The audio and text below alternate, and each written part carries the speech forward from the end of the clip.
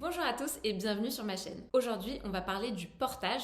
Alors, comment porter le bébé, à quel âge, à quelle fréquence, est-ce qu'il vaut mieux utiliser un sling ou un porte-bébé? Enfin bref, toutes ces questions-là. Moi, personnellement, je m'y connaissais pas vraiment en portage avant d'avoir Clara, mais j'ai la chance d'avoir eu des cousines qui ont beaucoup porté leur bébé. Et j'ai notamment une cousine qui est kiné, qui donne à d'autres parents des cours de portage, donc elle m'a bien briefée. Et du coup, l'idée, c'est que je vous partage des conseils pour réussir à bien porter vos bébés. C'est parti! En fait, les bébés, ils ont un besoin vraiment de s'accrocher à leurs parents comme des petits chimpanzés parce qu'on nous avait expliqué dans le cours de portage que les bébés ont une appartenance au type marsupial et non nidicole. Alors qu'est-ce que ça veut dire concrètement?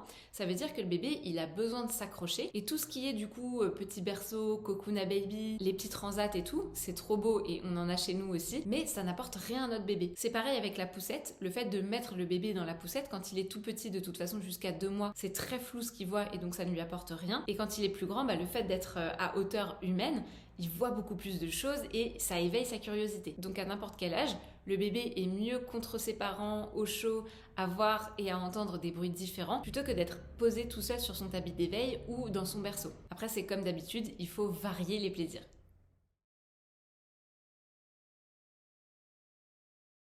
Donc il existe plusieurs avantages à mettre son bébé en porte-bébé. Le premier, c'est que ça réduit les pleurs du nourrisson. Nous, effectivement, à chaque fois qu'on mettait Clara en porte-bébé, elle s'arrêtait de pleurer instantanément.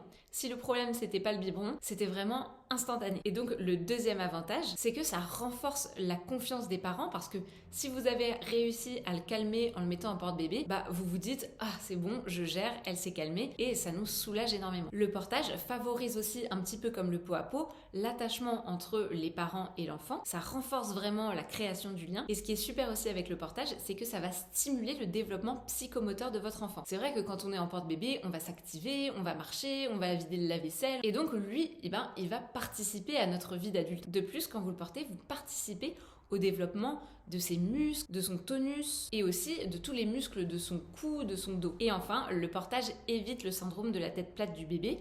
Effectivement, il n'est pas posé toute la journée contre quelque chose de dur, il est plutôt tonique sur vous et donc ça évite le risque de plagiocéphalie.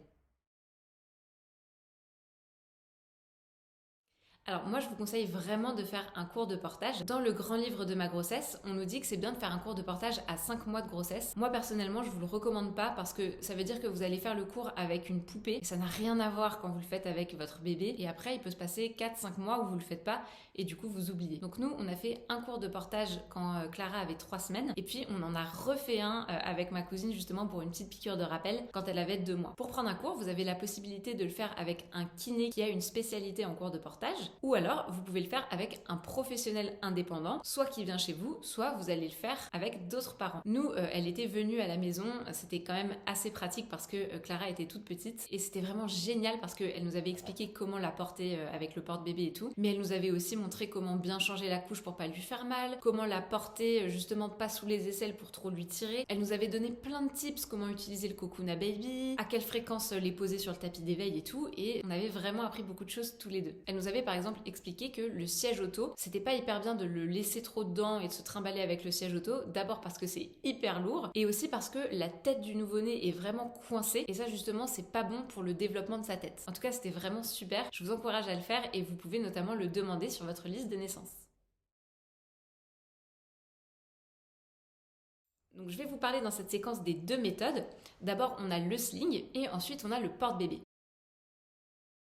Donc je vais commencer par le sling. Donc le sling, vous voyez, c'est un grand bandeau comme ça qui s'étire bien avec deux petits cercles pour accrocher. Et je vous conseille, si vous voulez tester le sling, de le prendre en 2 couleurs. Vous voyez, moi c'est recto verso bleu et gris. C'est beaucoup plus facile à installer. Alors il y a plusieurs avantages au sling. Le premier, c'est que c'est extrêmement bon pour le bébé parce que ça épouse bien ses formes et c'est facile à utiliser. Par exemple, moi quand je vais chez la pédiatre, j'installe le sling avant de partir. Ensuite, je pose le bébé dans son siège auto et puis je l'installe dans le sling. J'ai juste à la faire passer dans le sling, mais c'est vraiment très très rapide et j'ai pas à me trimballer la poussette ou le siège auto qui est hyper lourd. Aussi, ce qui est bien avec le sling, c'est que le poids du bébé, il est bien uniformément réparti, ce qui fait que vous n'avez pas trop de douleur au dos ou dans le bas du dos. Enfin, c'est hyper safe et ça coûte pas très cher. Les prix varient entre 40 et 50 euros. Les inconvénients du sling, c'est que moi je trouve que personnellement, sans prendre de cours, c'est vraiment compliqué. Même s'il y a plein de tutos sur internet et tout, moi j'avais trouvé que le fait qu'il y ait quelqu'un qui vous montre comment on installe le bébé et tout, c'est quand même très pratique. Et il y a pas longtemps, je l'ai refait avec une copine qui essayait de le faire toute seule et franchement, elle avait le même ressenti que moi. Elle trouvait que c'était vraiment mieux de le faire avec quelqu'un qui s'y connaisse plutôt que sur les tutos où on voit en fait pas très bien. Un autre inconvénient du sling, c'est qu'il y a des personnes qui n'arrivent pas à le mettre, qui se sentent vraiment pas à l'aise et donc qui vont préférer justement mettre le porte-bébé.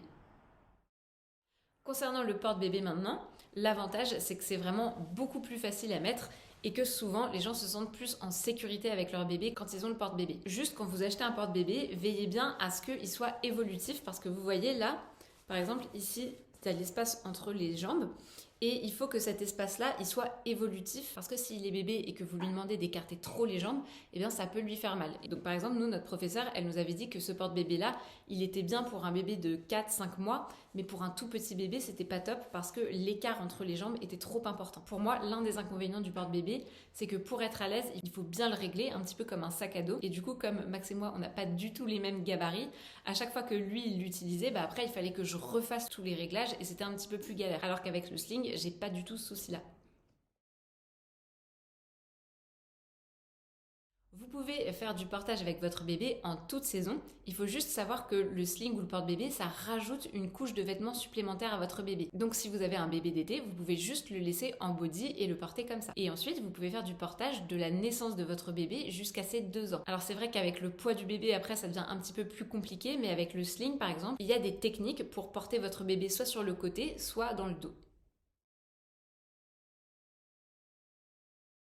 En conclusion, je vous invite vraiment à essayer de porter vos bébés. Vous allez voir, ça les rassure, ça les calme. Ils adorent ça, en particulier quand ils sont nourrissons. Et puis, c'est vrai que c'est hyper pratique pour nous parce qu'on a les mains libres et on peut aussi lui parler, lui chanter des chansons. Et c'est un moment vraiment où on crée du lien tout en le réconfortant. Voilà les guys, merci de m'avoir écouté. Racontez-moi si vous avez trouvé cette vidéo intéressante et comment vous portez vos bébés. Et puis, à très bientôt pour une prochaine vidéo. Salut!